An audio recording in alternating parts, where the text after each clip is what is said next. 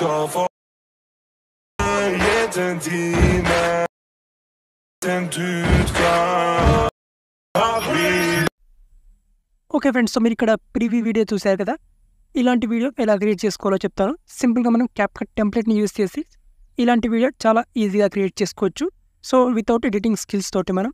So ఫస్ట్గా మీరు ఇక్కడ ఏదైనా ఒక VPN యాప్ని ఓపెన్ చేసి దాన్ని కనెక్ట్ చేసుకోండి. ప్లేస్టోర్లో మీకు చాలా VPN యాప్స్ ఉంటాయి.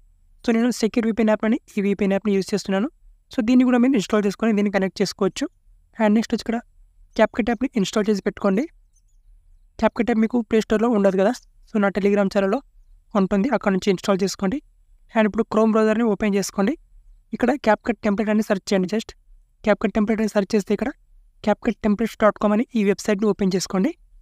అండ్ ఈ వెబ్సైట్ని ఓపెన్ చేసుకున్న తర్వాత ఇక్కడ సింపుల్గా ఇక్కడ సెర్చ్ బార్ కనిపిస్తుంది కదా. ఈ సెర్చ్ బార్లో ఇక్కడ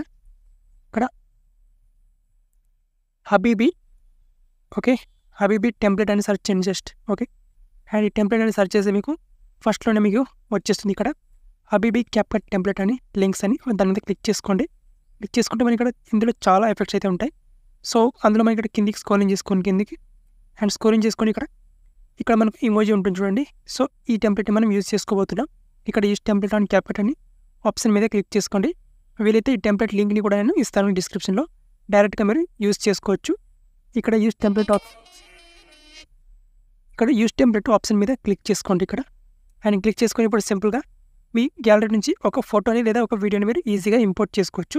సో అది మీ ఇష్టం. సో ఇక్కడ ఫోటోకి కూడా అప్లై అవుతుంది, వీడియోకి కూడా అప్లై అవుతుంది. సో మీకు నచ్చిన ఫోటో లేదా వీడియోని యాడ్ చేసుకోండి.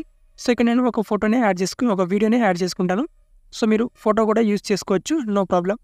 ఓకే, సో ఇక్కడ నేను ఒక వీడియోని యాడ్ చేసుకుంటాను ఇక్కడ. సో ఇప్పుడు వీడియోని ప్లేస్